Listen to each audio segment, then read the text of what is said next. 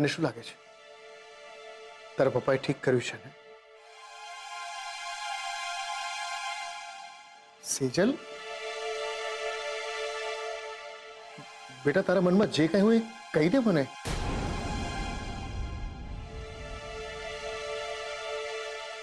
ચૂપ. તું રૂપેશને ઓળખે છે એટલે મને થયું કે કદાચ તારા મનમાં. ના પપ્પા, તમે બરાબર જ કર્યું છે. તમે ક્યારેય અમારા માટે કંઈ ખોટું ન જ કરો. હા પપ્પા, અમે ત્રણેય તમારી સાથે જ છીએ અને હંમેશા રહીશું.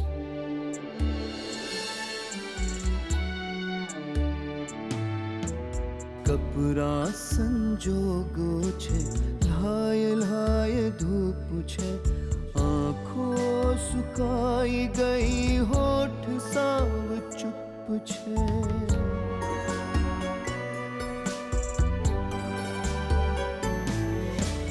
દીકરી જા હોય ફળિયામાં મોજ, પણ દીકરીના માથા પર.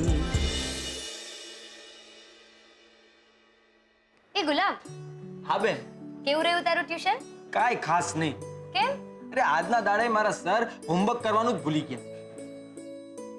સાહેબ ક્યાં ગયા? માર્કેટ. ચાનો મોટો ઓર્ડર છે તો ચાના મસાલાનો સ્ટોક તો જોઈએ ને. લો આઈ ગયા મફતિયા ચા ઢીચવા. અને બધું કામ ટાઈમસર થઈ જવું જોઈએ. કામની બાબતમાં હું નખરા સહન નહીં કરું. એ ગુલાબડી, 3 ચા લાય જલ્દી. આ આખો એરિયા કેટલા સ્ક્વેર ફીટ હશે? તમે જ લોકો માપી લો ને. તમે તો આ બધામાં હોશિયાર છો ને. 1000 સ્ક્વેર ફીટ હશે. હા બસ એ જ. હવે તમે કીધું એટલે મારે પૂછવાનું જ ના હોય ને. એ ગુલાબ, હજી કેટલી વાર? હજી કેટલા દિવસ લાગશે આ બધું કામ પતવામાં? 15 દિવસ થશે, પણ એના પહેલા જરા. સમજી ગયો. ના, પહેલા મારી વાત પૂરેપૂરી સમજી લો. કામ શરૂ કરતા પહેલા અમે 50% એડવાન્સ લઈશું, એ તો યાદ છે ને? બરોબર. અને એ વગર અમે બિલકુલ કામ નહીં કરીએ.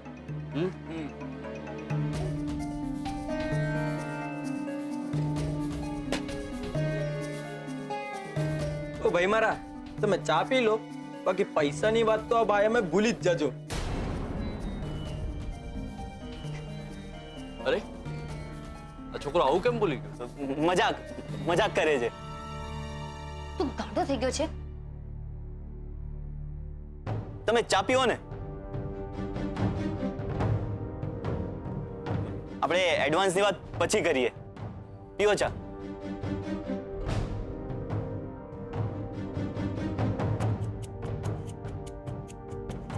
ચલો.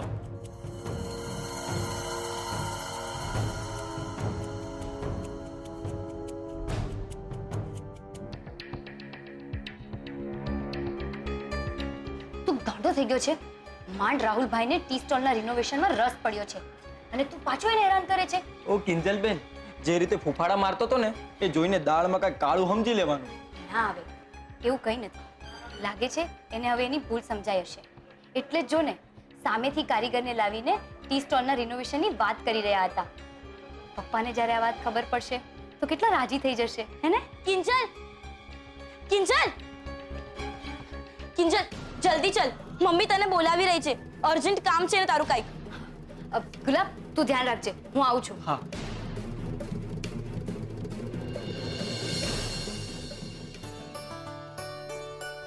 બોલો, શું ખબર છે? મોહનભાઈ, સુશાંત અને કિંજલની કુંડળી મળી ગઈ છે.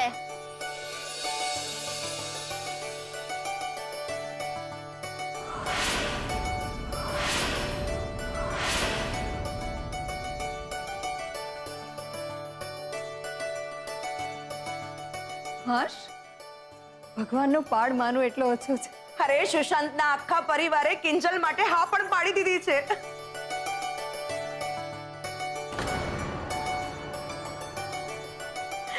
હે સંતોષી માં, આવો જ હરખ દે જીવનમાં. જોઈ મોહન, વડીલોના આશીર્વાદ હોય ને તો જ થાય આ બધું. હા સાચી વાત છે ભાઈ. મોહનભાઈ, તમે જરા ફ્રી પડો તો એકવાર સાગરભાઈને ફોન કરી દેજો ને.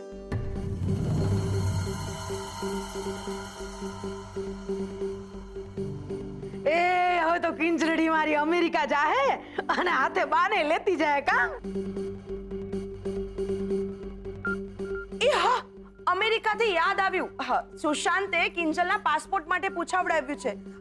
બધું છે ને?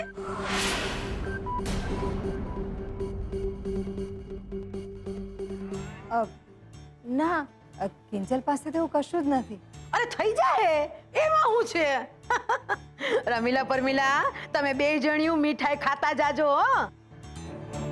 તમારા લીધે જ આ હરખ અમારા ઘરમાં આવ્યો છે. હા, અરે જોડી તો ઉપરવાળો બનાવે અને એમાંય પાછા અમે તો ઉપરના માળે જ રહીએ છીએ.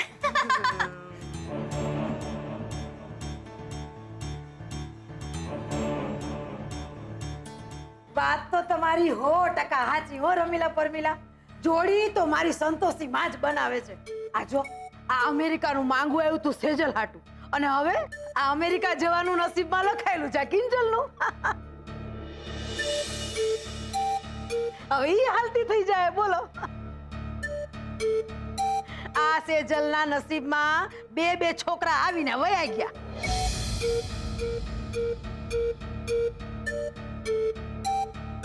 નસીબ એના અને એના માવતરના, બીજું હું.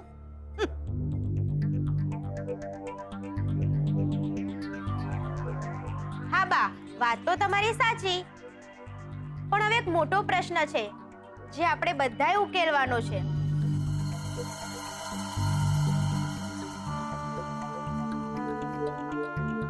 મોટી બેન બાકી હોય અને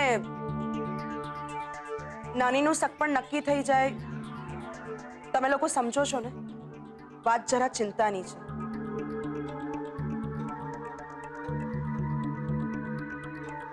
અરે એનું ભેગા ભેગું થઈ જાત, પણ હું આ માસુકભાઈના ઘરે આપણી દાળ ગળે એમ છે નહીં. હે સંતોષીમાં,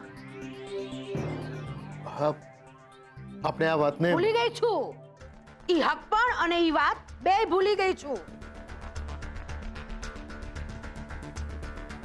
જેવા તારા નસીબ અને તારી દીકરી સેજલના નસીબ.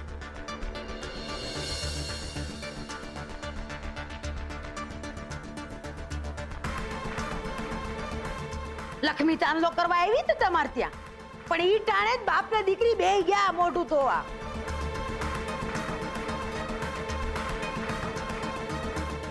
અરે રમીલા પરમીલા, તમારા હાટુ કઈ મોટી વાત છે. ગોતી લાવો કોક હારો છોકરો.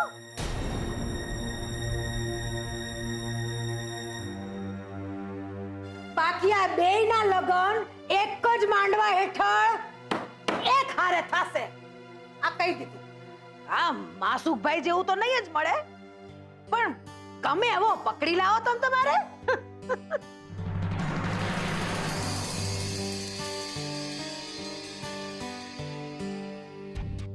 અમારે શું હો?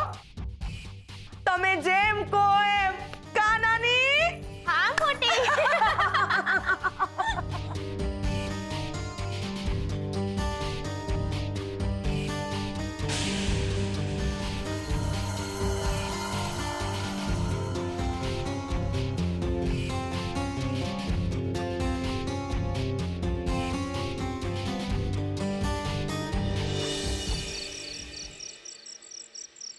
મારે સુશાંત સાથે લગ્ન નથી કરવા. મને પપ્પાને અને આ ઘરને છોડીને જવાની ઈચ્છા જરાય નથી થતી.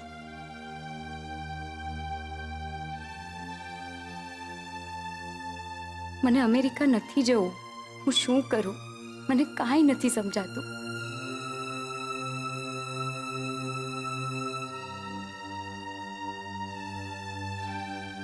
કિંજલ બેટા, કેમ જમવા ના આવી? મને ભૂખ નથી મમ્મી. આ શું નાના છોકરાની જેમ રિસાઈને બેસી ગઈ?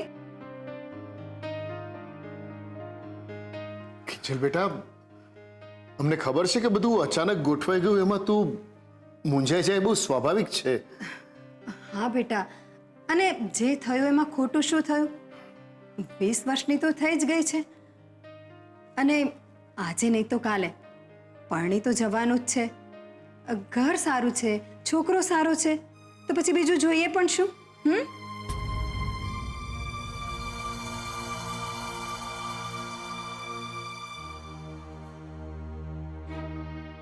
જો બેટા, બધું આટલું ઝડપથી ગોઠવાઈ જશે એનો તો કોઈને પણ અંદાજો નહોતો. અને તને એમ થતું હશે ને કે લગ્ન માટેની હજુ તારી ઉંમર પણ નથી.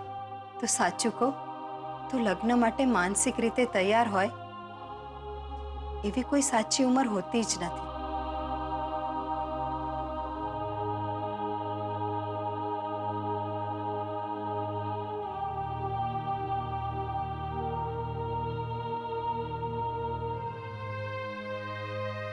કિંજલ બેટા,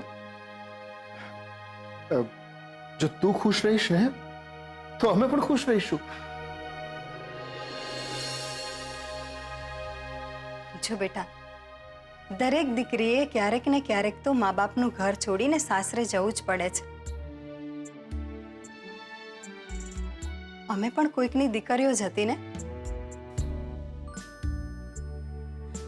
અને તું તો એવી રીતે વર્તે છે જાણે કાલે ને કાલે તારા લગ્ન થવાના હોય.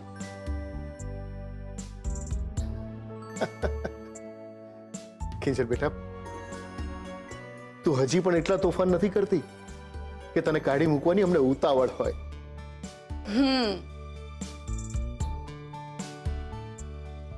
ચાલ હવે હાસ,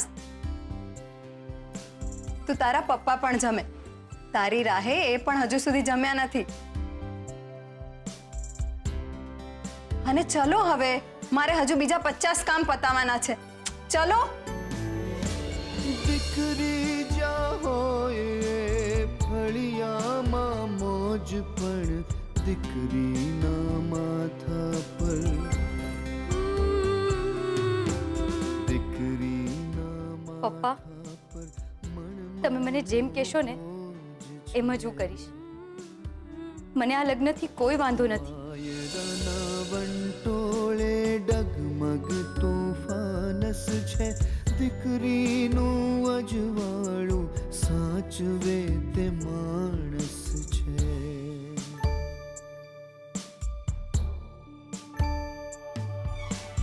રંગ દરિયાનો આંખોમાં ભર્યો, રંગ દરિયાનો આંખોમાં ભર્યો, દીકરી વાલનો દરિયો.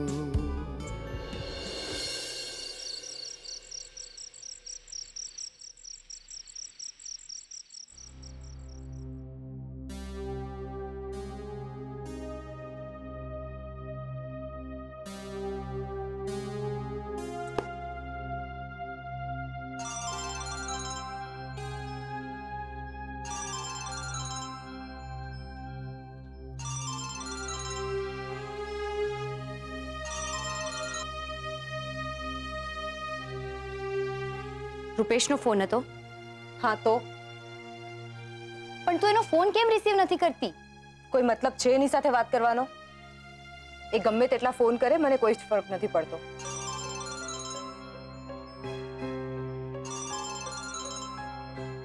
Hello hello Sejal. હું છું કિંજલ. સેજલ ક્યાં છે? એ બરાબર તો છે ને? મારે એને મળવું છે, મારે એની સાથે વાત કરવી છે. પ્લીઝ વાત કરાવ ને.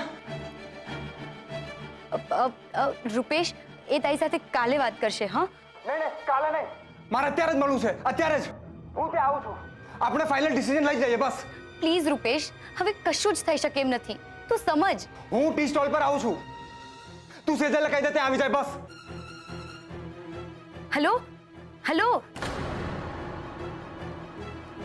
રૂપેશ આવે છે અત્યારે જ અને કહે છે કે હવે તો ફાઇનલ ડિસિઝન લઈ જ લેવું છે. એકની એક વાત કંટાળી ગઈ છું હવે વારંવાર એના જે ફાઇનલ ડિસિઝન બદલાયા કરે છે ને એનાથી. તે સાંભળ્યું નહીં? મારા માટે બીજા છોકરાઓ શોધવાનો ઓર્ડર બાએ આપી દીધો છે. હવે તો હું પરણી જ ગઈ. બસ આ જ છે ફાઇનલ ડિસિઝન. હવે કશું જ થઈ શકે એમ નથી. તે પણ પ્રયત્નો કર્યા ને, પણ કાંઈ વળ્યું? વાંક એનો જ છે. એણે અગાઉથી જેના પપ્પાને કહીને રાખ્યું હોત ને તો આજે આ દિવસ જ ના આવત. છોડ, હવે તો હું ભાગવાની પણ નથી. મમ્મી પપ્પા જ્યાં કહેશે ને ત્યાં જ પરણી જઈશ. સેજલ, એના અવાજમાં બહુ ટેન્શન હતું યાર. મારો જીવ ગભરાય છે. તું પ્લીઝ એને મળવા જા. ના એટલે ના, ચોખ્ખી ના.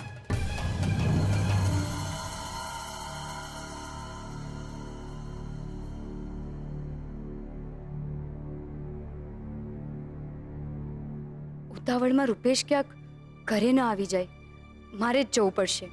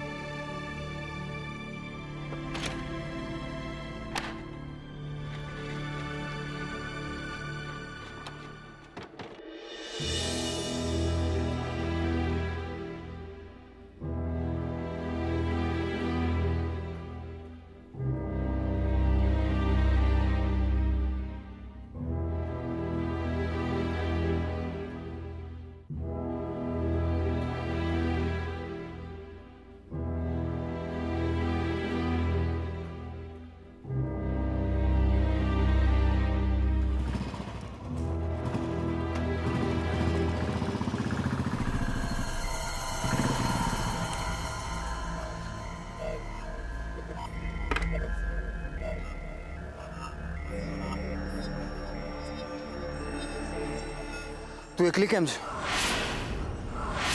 સેજલ ક્યાં છે? એ હમણાં આવશે. હમણાં એટલે ક્યારે આવશે?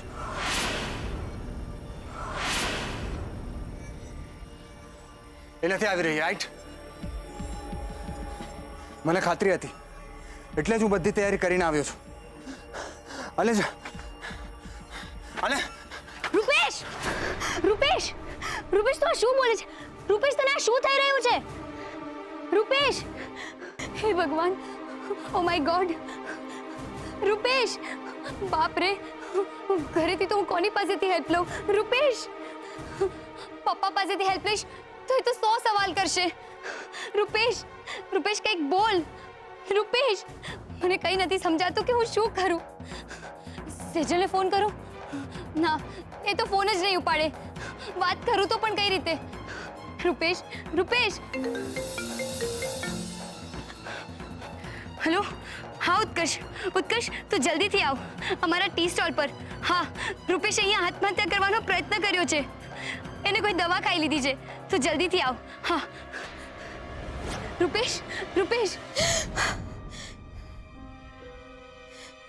રૂપેશ તો નહીં આવ્યો હોય ને? આ કિંજલ નક્કી ત્યાં જ ગઈ હશે. શું કરું? જવું કે ના જવું? ના, આમ તો મારે નથી જ મળવું. પણ કદાચ રૂપેશ બહાર આવ્યો જ હોય તો?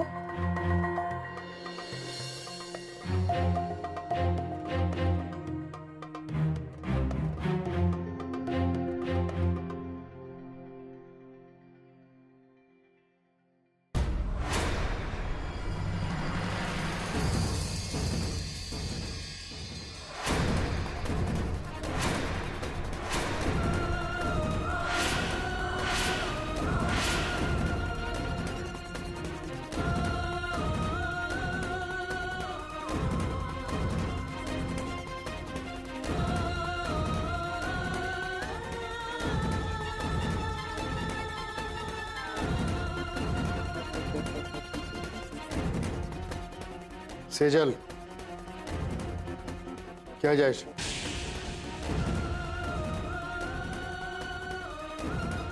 તને પૂછું છું કેમ બહાર જાય છે? ક્યાં જવું છે? કાંઈ નહીં પપ્પા, એ તો ક્યારની વાંચવા બેઠી હતી ને તો પગ અકળાઈ ગયા હતા સહેજ, એટલા માટે વિચાર્યું કે બહાર જઈને આવું. મને ખબર છે સેજલ, તું ખોટું બોલે છે. રૂપેશ! રૂપેશ! રૂપેશ, આંખો ખોલ! રૂપેશ!